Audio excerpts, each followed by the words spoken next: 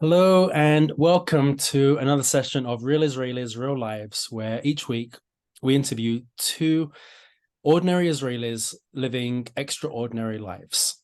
This is Rabbi Mark Fishman from the Shah Learning Center, and we are joined today with an extremely special guest. I am here with a dear friend, Audrey Gross. Audrey, welcome.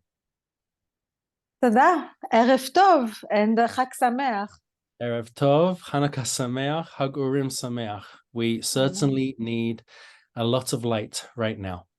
Well, and miracles. And miracles. Miracle. And miracles. Nisim be'emim ha'em bezman hazeh. Audrey, could you share with those who are watching or those who might be listening just a little bit about yourself personally? Where are you from? Where were you born? When did you come to Israel? And what it is that you have been doing over the last number of years? Wow, that's a lot that you're asking me to compensate in a very small, condensed in a very small time. Okay, so I am from Belgium. I was born in Antwerp. Okay. I'm your typical mishmash Jew of the Galut. Okay. I have a Moroccan mother and a father who is the child of Holocaust survivors from Poland. So I have really I grew up with the two most extreme types of families. On the one hand, the very Moroccan and loud and generous and everything type of family on one side, and on the other side, your typical Holocaust survivors who came out of Auschwitz, who were completely, I don't know, bizarre in their, once you reflect on it, completely bizarre behavior. So yeah, very interesting upbringing. I was brought up in Antwerp, in Belgium. I never felt part of, or I never felt belonging. I always knew I was going to make Aliyah. The question was just when. I felt grateful to be living, and I just felt lucky that I was born in a country where it gave me a decent passport. But apart from that, I have no special attachment to the country. I made my way to Israel when I was 21. I wanted to make Aliyah then, but I met my husband who was living in Israel, but he was on his way to London for a master's degree for 2 years. And he was himself from Vienna, Austria. And when we met, I said, it's very, very clear. One thing has to be very clear. I will never live in Antwerp. I will never live in Austria. America or anywhere that continent is too far away. It has to be Israel, and actually it has to be Jerusalem. It's not even Jerusalem, Israel. It had to be Jerusalem. And so we met, we got married, made our way to London for 2 years, which turned out into 15 years. At which point I sort of gave my husband an ultimatum, and I said, we have to make Aliyah. I'm giving you 2 years, because our daughter was 2 years away from finishing primary school. And I said, if we have our eldest child going into secondary school in the UK, we're never gonna move with children. We'll move when we are older and when our kids are off to university or whatever. So we made Aliyah 12 years ago now, and to Jerusalem. Haven't regretted it one day. And I still, with everything, I find myself more privileged than all Jews around the world, because we're home. Amazing, amazing. Over the last number of years, I met you in your capacity working at Shaare Zedek Medical Center, one of the largest hospitals in the country, housed in Jerusalem. Can you tell me a little bit about the work that you do for Shaare Zedek Hospital? So I work in a department called Pituach Mashavim in Hebrew, which is resource development and public affairs. So really, our department is there to do fundraising. We are not a government hospital, and therefore the development, anything that has to do with further development of the hospital is based on fundraising. My specific job within that department is called guest relations. So I welcome all our guests and visitors who come to the hospital, being donors, potential donors, or people who just want to help us do Hasbaha. Because of the very specific environment that we find ourselves in Shaare Zedek in Jerusalem, and being a hospital working according to halakha, but still being a public hospital in a way that we welcome everyone and anyone from every background, religion, color, faith, whatever it is. So it's also a very important place to show people who don't know the correct situation and how we as Jerusalemites live side by side, just to give them an opportunity to see the reality of the life in Israel and especially in Jerusalem. So that's what I do. So you will see as a hospital Jewish patients and Christian patients and Muslim patients. And non-affiliated to any religion patients. Right. Over the course of the last 62 days, how has life changed for the hospital? So I want to, it's a difficult question because there are a lot of things coming to my mind. So how has things changed? To one extent, things changed drastically, and to another extent, they haven't changed very much. You have to bear in mind that we are, one of the largest hospitals in Jerusalem. Jerusalem, unfortunately, suffers from a lot of terror attacks. So we are used to waves and sometimes long waves of intense terror attacks happening within the city. So because we're so close to the city center, we usually get the most injured patients and very quickly to us. So we kind of used to being able to deal with that. This what just happened, what happened on the 7th of October is on another level, on the scale. The scale of it is much larger, and also it was totally unexpected. So there was a bit of an element of shock for probably the first 48 hours, but then, we're very resilient. We're very used to chaos. We're very used to war and things like that. So very quickly things fall into place. Now, what has changed is that we are a trauma level 1 hospital, which means that you have to have certain departments in order to be able to receive extremely injured patients to the hospital. And in this instance, I'm talking specifically of soldiers and injured soldiers at the front. You have to have a combination of specialties in order to be able to treat them. So there are only 5 hospitals in Israel who are level 1, trauma level 1.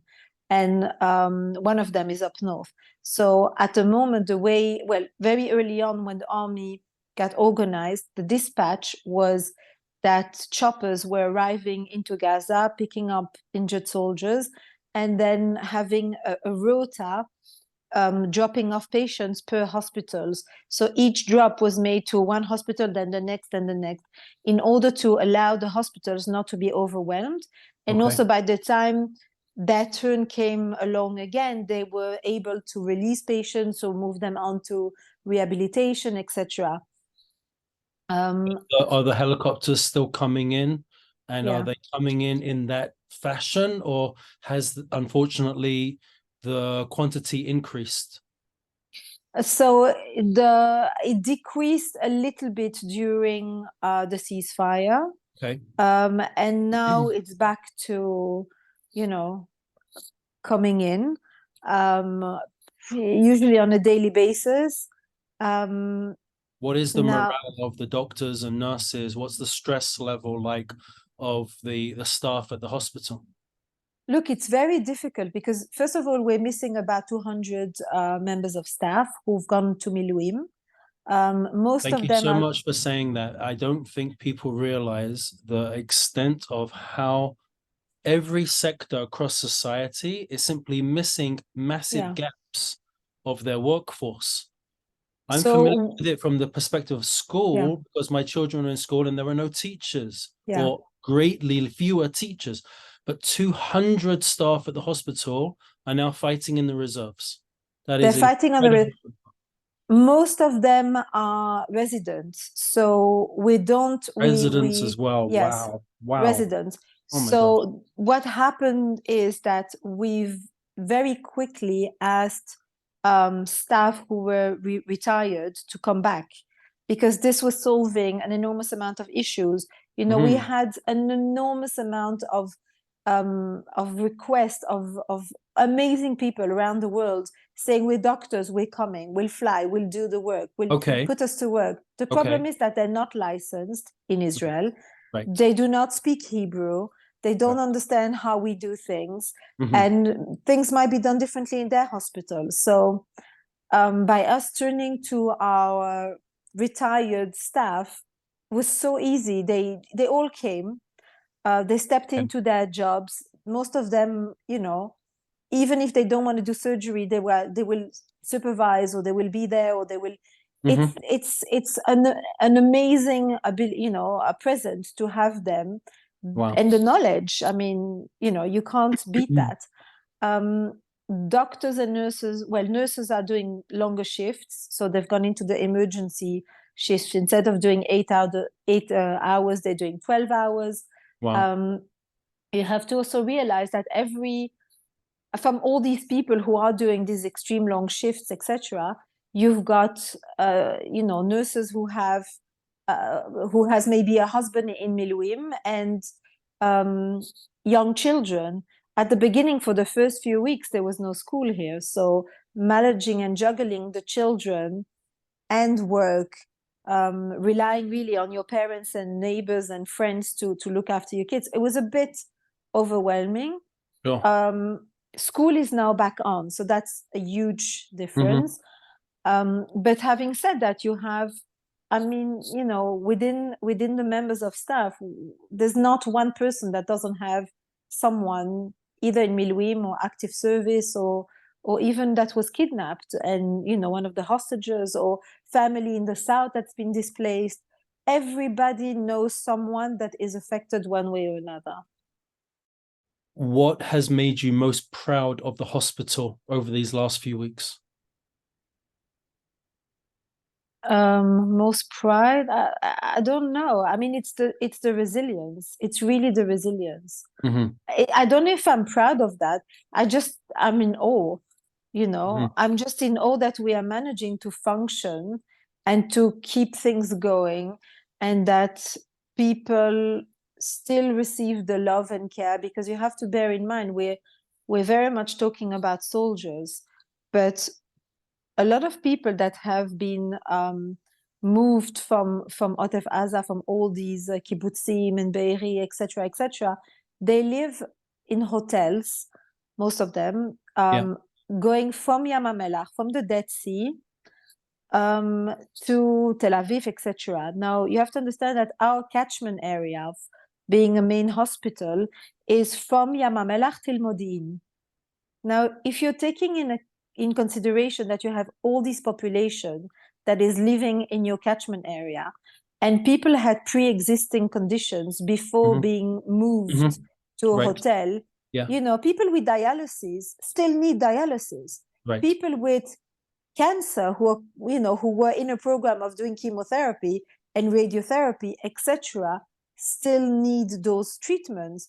So maybe that's what I'm the most proud of, that the hospital straight away realized that and put in place a system for all the mefunim, all the people who have been moved Mhm. from their homes, and made sure that whoever called for an appointment was going to be seen very quickly without having to, wait, etc. So yeah, I'm pretty proud of that. That's amazing. I think it's so important what you just said, because I want to highlight that for most people listening, people don't realize the displacement that has taken place. There may be 300,000 reservists that have gone up to the army.